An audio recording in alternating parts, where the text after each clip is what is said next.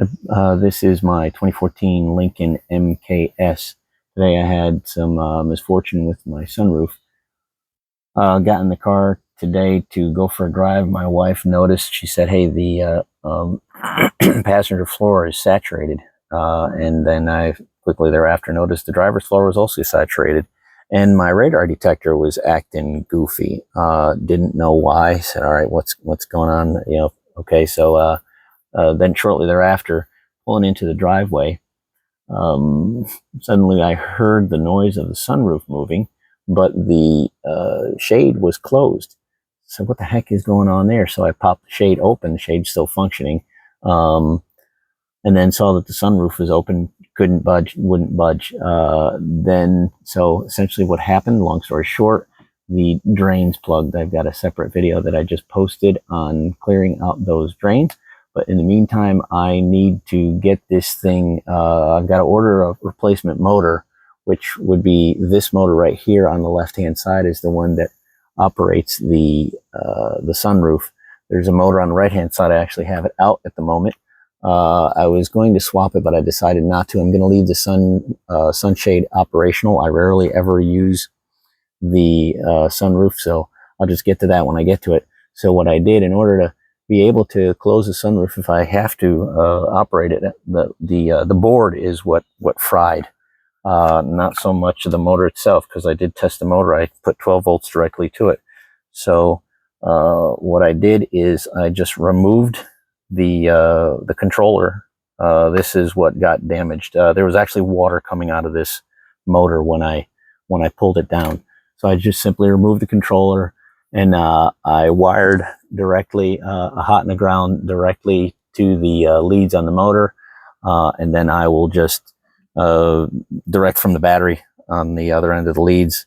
I'll just put the sunroof to exactly the right position, and then just let it be. I'll just tuck these wires away until I get to it. So the other couple of things I wanted to do is just tips and tricks. There's plenty of other videos that tell you how to get to these motors and all that other business. I haven't yet gotten into the whole getting the motors properly synchronized and everything. Hopefully when I get a new motor, I won't run into that issue. But the quick tips and tricks that I've noticed that other people may not have mentioned, seems pretty obvious, but just in case it isn't, Harbor Freight, get yourself some Harbor Freight plastic tools. This little trim ring just pops off. This goes around the sun visor over here, so you have to pop that off. A T20 Torx head screwdriver is what most of this stuff comes off with. To get this upper center console out, you just pull down on the front end of it. The back end is hooked, the front end is clipped. Just pull on that. The A-pillars you just grab from the top. You have to pull them out hard. There are a couple of videos people mentioned. You'll see that magnet right there. This headliner is held up with magnets. That one did let go on me.